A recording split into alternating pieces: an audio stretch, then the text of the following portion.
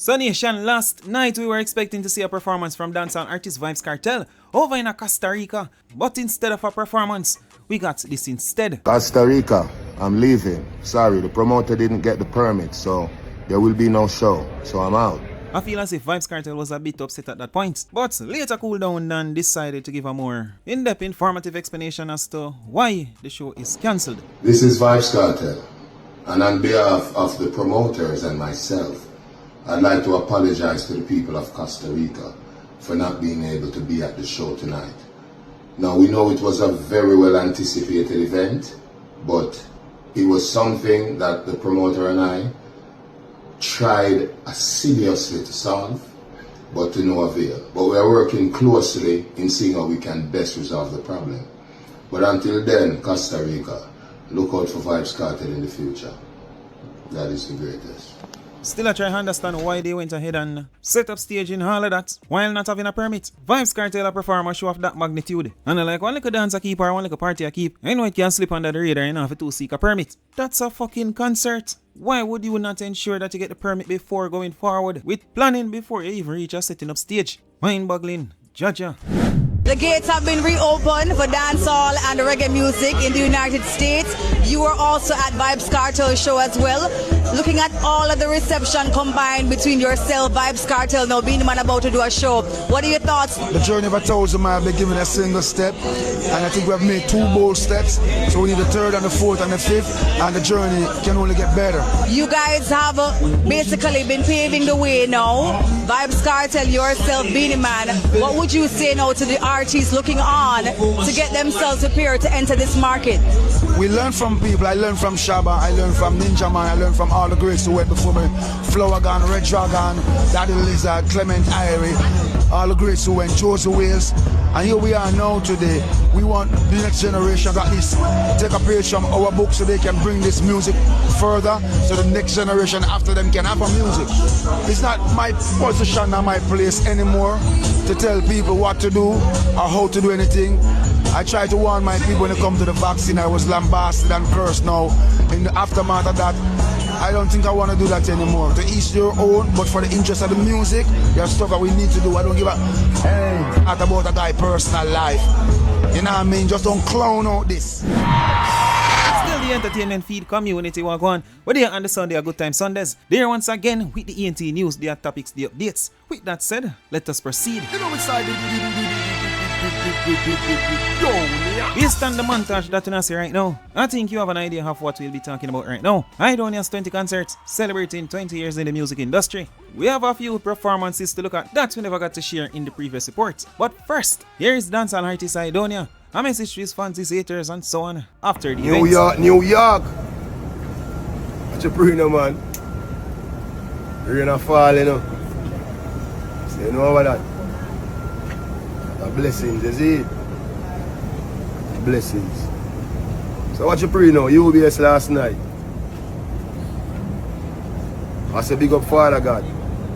Firstly, you make it possible, you see me? Secondly, I say big up the fans there. Because for the 20 years, when they did the right through, I fight with me and I fight for me. So big up the fans there. You see me? Because who make that boy last night, you see it? Then I say big up all of the artists there. Every single artist. But then the last night, I met the night just epic and just crazy. You see, every single artist. What you pray now? I want to think more kind of talk about, you see me? See? Because see over the years, dog, you know, we always try to run the negativity when it comes down to Idonia. You see me? We always try to run the negativity, but at time, give me my glory. And I always want to try hide it. Hide the glory and I want to write the story. You know them type of way there? You see me? So after 20 years, brother, if we don't still a fight, I do want to fight what we are do and just fight the greatness, bro. You never got argue with them. Gotta go with them. You hear that? Fort J. UBS Arena. Give thanks. Madam Bad. That's all. So Nation, patrons got to see performances from Shensia, Sham, Sizzla, Movado, Sham and Jada. We'll be sharing a piece of their performance shortly. But patrons got to see Shensia, Sizzla, Movada, Sham, Jada, Governor, and of course Aidonia. So that is everyone who's shown on the flyer, except dancehall artist Spragga Benz. Spragga, the night before the show, took to social media where he shared this video.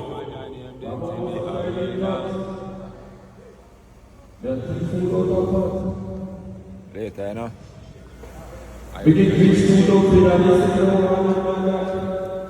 So fans were definitely looking out for Spragga's performance, but as mentioned before, Spragga did not perform. Why is that? Well, we have to turn to Spragga Benz, the promoters, or maybe Idonia for the answer. But here's what Spragga Benz had to say. He took to social media where he shared this video with the caption stating, "My apologies goes out to the fans who came to see me at UBS Arena. I am very disappointed as I was ready and prepared and my DJ was on stage. I won't cast blame though. I do hope the promoters can shed some light as to what really happened and why."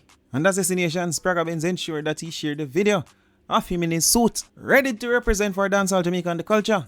Although at that moment, Spragga Benz seemed as if he was a bit down. Still nation, let's look at some performances that we never got to share in the previous report. This is dancehall artist Sham. Here is dancehall artist Jada Kingdom. Me now go back and forth with no little. And don't talk to me. I eat that girl alone for see and argue over tit. I really want to share too much of Jada Kingdom's performance, because Jada have on a little mini skirt there. And every time Jada move and turn to the crowd or turn her back to the crowd, low and batty jaw. Now some might say, Tef, do you have a problem with Jada showing her ass? I certainly don't. But time and time again, I tell you who do. And that is YouTube. Still, let us check out a piece more of Jada's performance.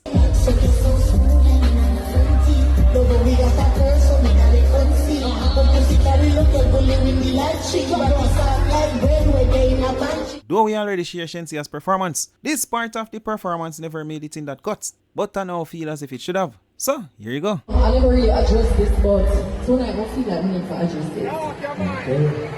I love Hit and Run, and Hit and Run will always have a special piece in my heart because God actually gave me this song when people are trying to kill my career. Not knowing then, I'm a single mom. I mean, I know it's not other mother in the crew, but we work hard for what we do. But I want thing, and I want God need praise, and God always deliver me. Hit and Run came and be the biggest song of my entire career. So for that, I feel like we need to sing it a cappella one more time for you. But think I could have let you know my feelings. Settle down. Oh yeah, me know you want the feelings. No baby, now you come and sit down. Biggie, yeah,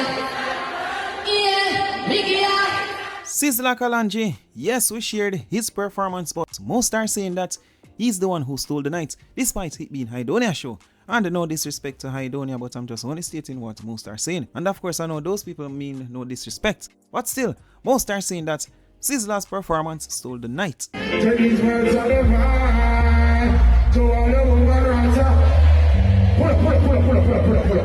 It makes no sense you have such a big sound system and I'm not sounding really great, okay? So don't ever get crazy, alright? Start tuning on the system. You know some system in there. Listen, my love goes bad on it. Just hold the extra that's up here. Alright, good man. What do you mean when I say I see I try? Listen to me, I'm trying my best to be myself, alright? Tell these words are them. To all over my right. Hey, tell it to be fine. I was saying, words are them fine. To all the woman right away. They can't dare you be a Serena. And the sound system sound like crap. Turn up the damn sound system. Sure.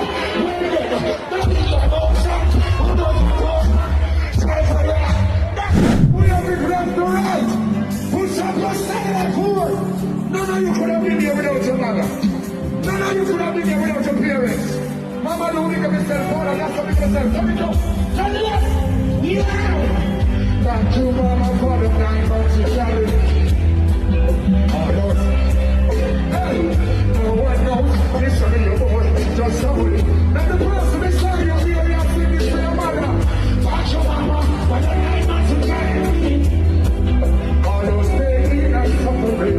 No one knows. Listen to your boy. Just hold it.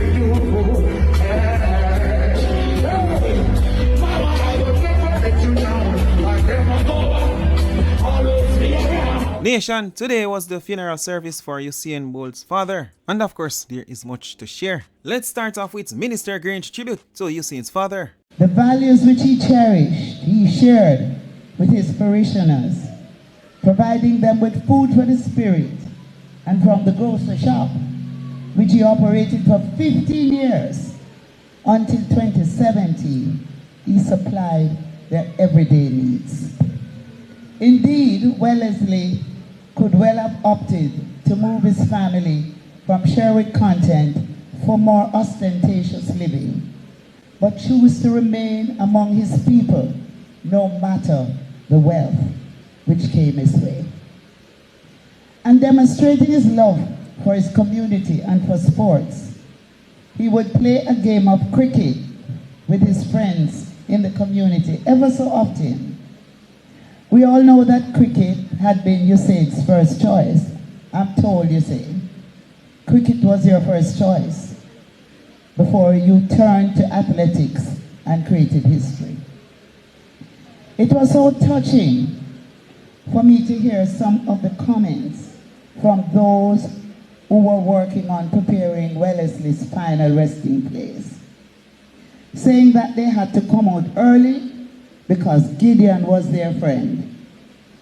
Look how many persons have come with tools ready to dig. It shows how much Gideon was loved and respected.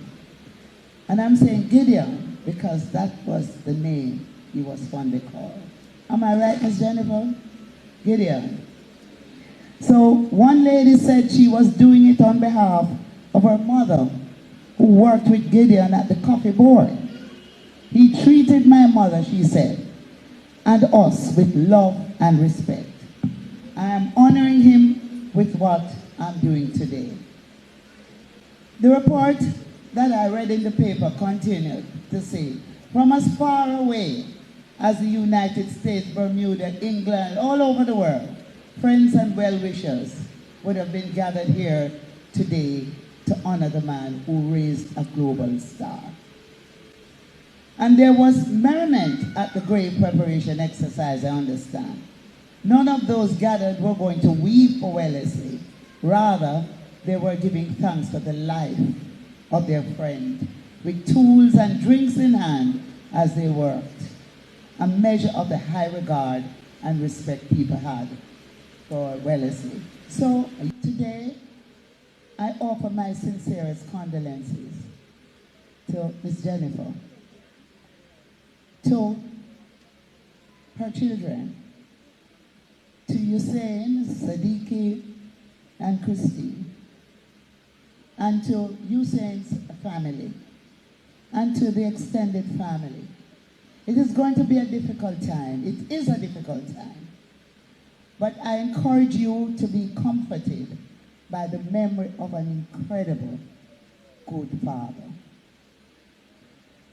Rest well, Gideon. As a community man and father, you have run your race, and you too have earned gold. The Prime Minister also spoke at the funeral, but first, let us hear from Usain. Most Honorable and Jonas, all other protocols observed. Good afternoon, everybody. It's been 2 weeks.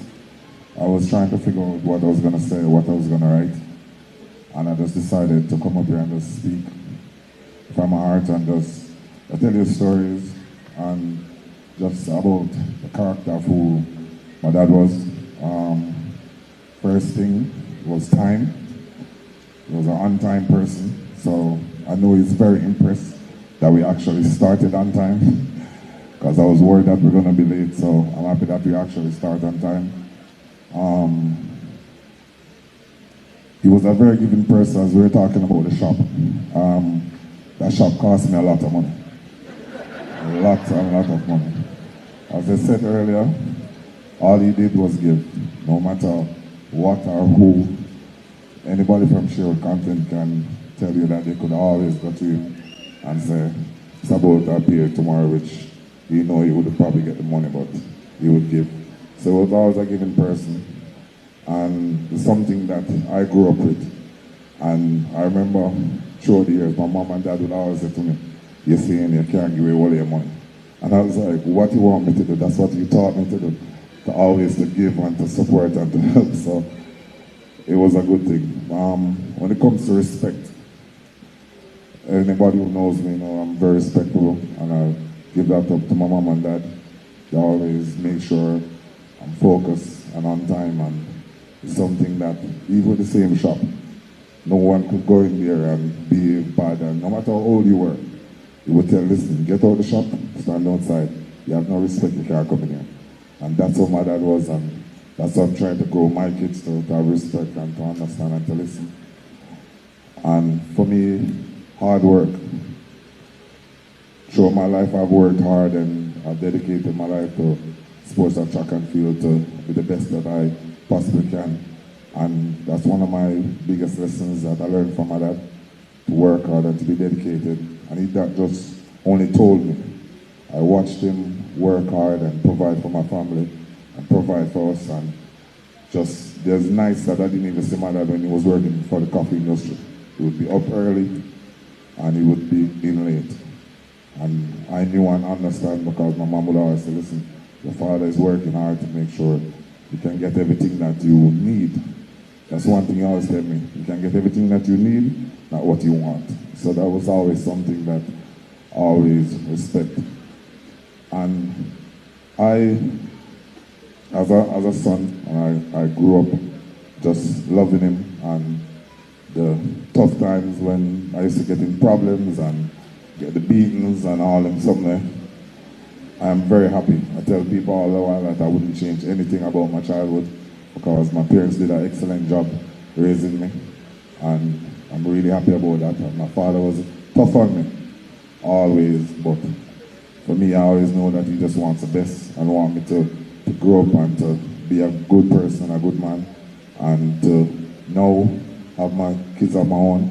I'm definitely going to try to live up to his character and live up to who he was, and try to be the best that I possibly can be to my kids also. And at the end, I just want to say I love my dad. He always supports me, and he's a very kind person, and he's always willing to help and to be strong, and just to be that shoulder that anybody can lean on. And I just want to say to my mom, she's here right now, Mom, just know that I'm here for you fully. I'm now your husband and your child. So just know the support is here. You're going to get tired of me now, because I'm going to be a lot more in your life. But thanks everybody for the prayers and the love and the well wishes and everything. I'm happy to see a big turnout. Thanks to all the ministers for coming and supporting. I feel the love and I really appreciate it. And I just want to say, Pops, don't worry. I have Mama now, so thank you very much.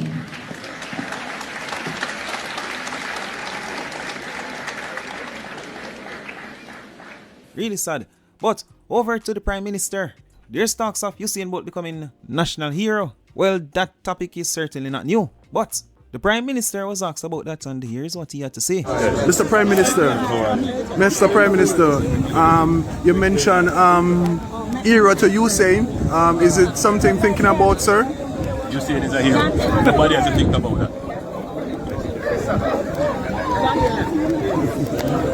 I decided to accept the late invitation to speak, and not to stay too long, because a long list of persons giving tribute.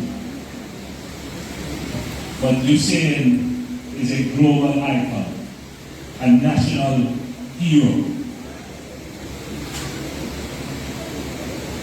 a national asset. Nation, do share thoughts on that. For now, you see what time a clock, you see what time on a queer and get that car here. And as usual, my people.